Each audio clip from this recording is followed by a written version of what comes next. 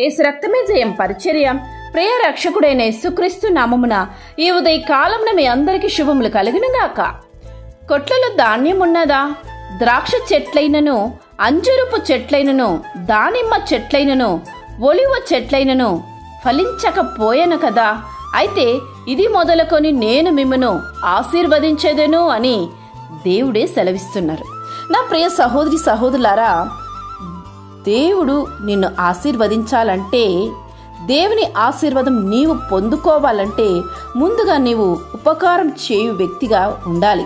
నీతిమంతులుగా, ఆయనందు భయభక్తులు గలవారిగా ఉండి, దేవుని విశ్వాస సంబంధులుగా శుద్ధమైన హృదయము కలిగి జీవించాలి. నీవు దేవుని ఆశీర్వాదం పొందుకోవాలంటే కీడుకు ప్రతి కీడు, దూషణకు ప్రతి దూషణ చెయ్యకుము. వ్యర్థమైన దాని యందు మనసు పెట్టకుము, కపటముగా ప్రమాణము చెయ్యకుము. అప్పుడు నీవు దేవుని ఆశీర్వాదము పొందుకోగలవు.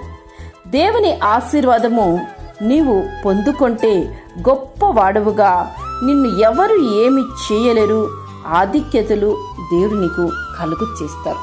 అంతేకాని యెహోవా ఆశీర్వాదము ఐశ్వర్యం ఇచ్చును, నరుల కష్టము చేత ఆ ఐశ్వర్యము ఎక్కువ కాదు. దేవునిందు విశ్వాసముంచి ఆయన వెదుకు వారిగా ఉండిన ఎడల నీ హృదయము సంతోషించు. నా కుటుంబము నిత్యము నీ సన్నిధిని ఉండునట్లుగా దానిని ఆశీర్వదించుము. నీ ఆశీర్వాదం నుండి నా కుటుంబము నిత్యము ఆశీర్వదింపబడునుగాక అని వాక్యం సెలవిచ్చిన విధముగా నిత్యము కుటుంబ సమేతంగా ఆయన సన్నిధానంలో కనపడడానికి, సన్నిధానంలో ఆయన మహిమపరచడానికి కుటుంబ సమేతంగా వెళ్ళి ఆయన ఆరాధించు. అప్పుడు నీవు గ్రహింపలేని మహత్కార్యములను దేవుడు నీకు చేసి నిన్ను దేవుడు ఆశీర్వదించును.